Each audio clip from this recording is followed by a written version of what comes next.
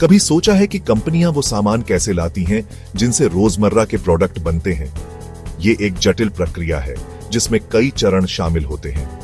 ये सब होता है प्रोक्योरमेंट और सोर्सिंग की बदौलत।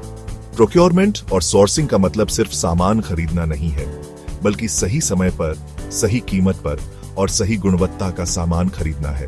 प्रोक्योरमेंट मतलब कंपनियां अपना जरूरी सामान और सर्विसेज कैसे खरीदती हैं। इसमें बहुत सारी प्लानिंग और स्ट्रेटेजी शामिल होती है। सोचो, जैसे घर का राशन लाना, पर बिजनेस के लिए। जैसे हम घर के लिए सबसे अच्छा और सस्ता सामान ढूंढते हैं, वैसे ही कंपनियां भी करती हैं। उन्हें कच्चे माल से लेकर ऑफिस की चीजों तक हर चीज पर बेस्ट डील ढूंढनी होती है। ये एक निरंतर चलने वाली प्रक्रिया है जिसमें बहुत सारी रिसर्च और एनालिसिस की जरूरत होती है। सोर्सिंग प्रोक्योरमेंट का एक अहम हिस्सा है। सोर्सिंग का मतलब है सही सप्लायर्स को ढूंढना और उनके साथ अच्छे संबंध बनाना। ये है सही सप्लायर्स ढूंढना जो वो सामान और सर्विसेज दे सके।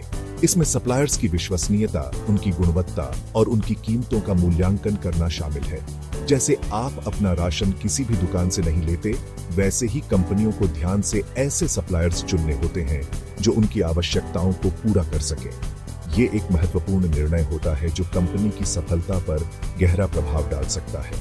जो अच्छी क्वालिटी का सामान सही दामों में दे। क्वालिटी कंट्रोल भी एक महत्वपूर्ण हिस्सा है, जिससे यह सुनिश्चित होता है कि खरीदा गया सामान कंपनी के मानकों पर खरा उतरे।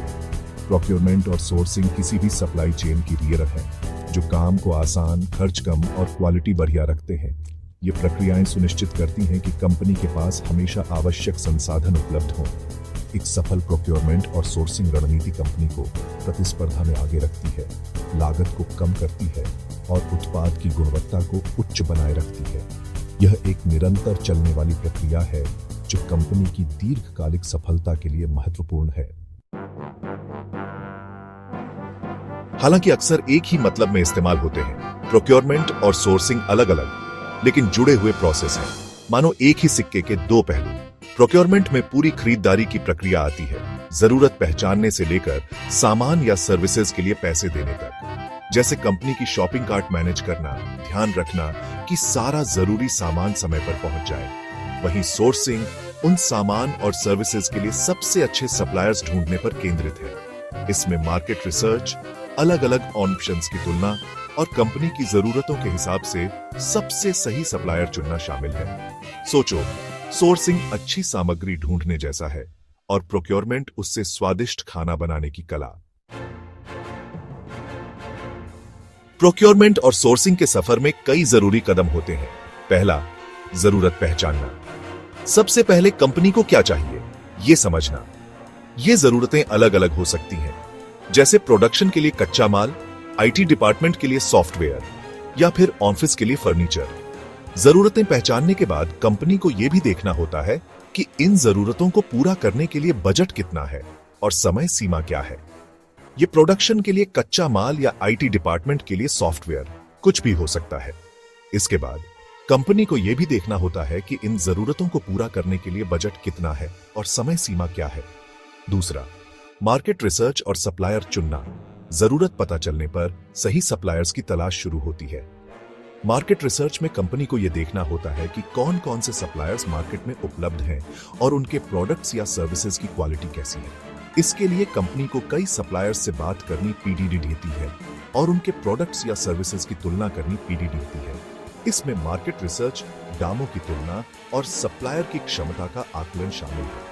कंपनी को यह भी देखना होता है कि सप्लायर की डिलीवरी टाइमलाइन क्या है और वो कितनी जल्दी प्रोडक्ट्स या सर्विसेज डिलीवर कर सकते हैं। इसके अलावा सप्लायर की विश्वसनीयता और उनके पिछले रिकॉर्ड को भी ध्यान में रखना होता है। तीसरा, बातचीत और कॉन्ट्रैक्ट। सप्लायर्स चुनने के बाद बेहतरीन डील के लिए दाम, पेमेंट और बाकी चीजें तय करनी होती है। बातचीत के दौरान कंपनी को यह देखना होता है कि सप्लायर की शर्तें क्या हैं और वो कंपनी की जरूरतों को कैसे पूरा कर सकते हैं। इसके बाद दोनों पक्षों के बीच एक कॉन्ट्रैक्ट साइन होता है जिसमें सभी शर्तें और नियम लिखे होते हैं। चौथा, परचेज ऑन ऑर्डर और पेमेंट।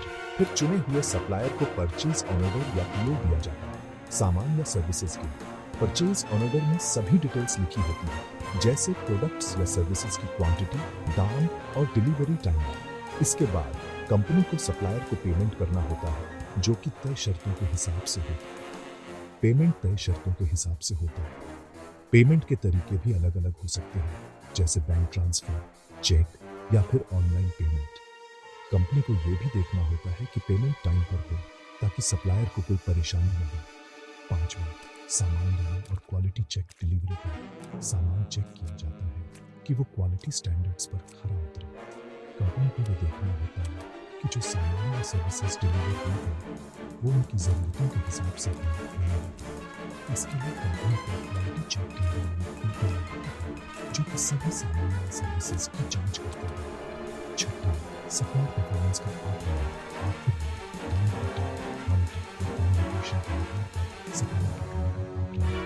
कंपनी को यह देखना होता है कि सप्लायर ने जो वादे किए थे वो पूरे हुए हैं।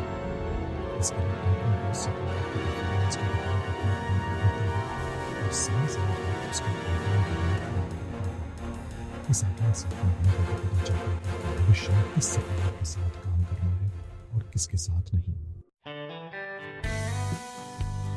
चौथा भाग, प्रोक्योरमेंट और सोर्सिंग की ताकत, सप्लाई चेन की कामयाबी का राज। प्रोक्योरमेंट और सोर्सिंग सप्लाई चेन के महत्वपूर्ण हिस्से हैं जो कंपनी की सफलता में अहम भूमिका निभाते हैं। अच्छी प्रोक्योरमेंट और सोर्सिंग सप्लाई चेन के लिए बेहद जरूरी है। यह सुनिश्चित करता है कि सही समय पर सही सामग्री उपलब्ध हो, जिससे उत्पादन प्रक्रिया में कोई रुकावट न आए। ये लागत से लेकर ग्राहक संतुष्टि तक हर चीज पर असर डालता है। जब ग्राहक को समय पर और उच्च गुणवत्ता का उत्पाद मिलता है तो उनकी संतुष्टि बढ़ती है, जो कंपनी की साख को मजबूत करता है। कम खर्च, अच्छी कीमतों पर बातचीत और थोक में छूट से प्रोक्योरमेंट और सोर्सिंग सीधे कंपनी के मुनाफे को बढ़ाते हैं। यह कंपनी को प्रतिस्पर्धी बाजार में टिके रहने में मदद करता है। क्वालिटी कंट्रोल, अच्छे सप्लायर्स चुनने और क्वालिटी चेक से सिर्फ बेहतरीन सामान ही फाइनल प्रोडक्ट में जाता है। यह सुनिश्चित करता है कि उत्पाद की गुणवत्ता उच्चतम स्तर पर हो। सप्लाई चेन की कार्यक्षमता, खरीदारी प्रक्रिया को आसान बनाकर और सप्लायर्स से अच्छे रिश्ते बनाकर प्रोक्योरमेंट और सोर्सिंग देरी से बचाते हैं और सप्लाई चेन को सुचारू रखते हैं। यह कंपनी को समय पर डिलीवरी और उत्पादन में मदद करता है। रिस्क मैनेजमेंट, अलग अलग सप्लायर्स और बैकअप ऑप्शंस रखने से सप्लाई चेन में रुकावट के जोखिम कम होते हैं। यह सुनिश्चित करता है कि किसी भी आपात स्थिति में भी उत्पादन प्रक्रिया बाधित न हो। सस्टेनेबिलिटी, नैतिक और स्थायी सोर्सिंग से कंपनियां पर्यावरण पर अपना असर कम कर सकती हैं।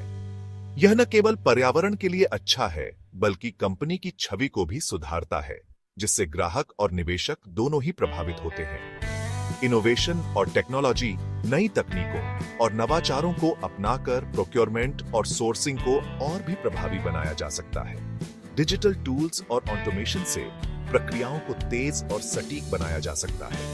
निरंतर सुधार, प्रोक्योरमेंट और सोर्सिंग टीमों को नियमित प्रशिक्षण और ज्ञान साझा करने से वे हमेशा नवीनतम प्रथाओं और तकनीकों से अवगत रहते हैं। यह सुनिश्चित करता है कि सप्लाई चेन हमेशा उच्चतम मानकों पर काम करे। वैश्विक सप्लाई चेन, अंतरराष्ट्रीय सप्लायर्स और क्रॉस बॉर्डर लॉजिस्टिक्स के साथ कंपनियां वैश्विक बाजार में अपनी पहुंच बढ़ा सकती हैं। यह उन्हें नए अवसरों और बाजारों में प्रवेश करने में मदद करता है। सप्लायर रिलेशनशिप मैनेजमेंट, दीर्घकालिक साझेदारी और सहयोगात्मक विकास से कंपनियां अपने सप्लायर्स के साथ मजबूत और स्थायी संबंध बना सकती हैं। यह दोनों पक्षों के लिए लाभकारी होता है और सप्लाई चेन की स्थिरता को बढ़ाता है। 5वां भाग, प्रोक्योरमेंट और सोर्सिंग अमल में बड़ी कंपनियों से सीख। देखते हैं बड़ी कंपनियां कैसे प्रोक्योरमेंट और सोर्सिंग का फायदा उठाती हैं। अमेज़न, अपने विशाल सिलेक्शन और कम दामों के लिए मशहूर अमेज़न, दुनिया भर के सप्लायर्स से सबसे अच्छे दामों में प्रोडक्ट सोर्स करता है। एप्पल, हाई क्वालिटी प्रोडक्ट्स के लिए अपनी साख बनाए रखने के लिए एप्पल चिप्स और स्क्रीन जैसे जरूरी कंपोनेंट्स के लिए चुनिंदा सप्लायर्स के साथ काम करता है। टेस्ला अलग अलग जगहों से कंपोनेंट सोर्स करके किसी एक सप्लायर पर निर्भरता कम करता है। ये उदाहरण दिखाते हैं कि रणनीतिक प्रोक्योरमेंट और सोर्सिंग कैसे बाजार में बड़ा फर्क ला सकते हैं।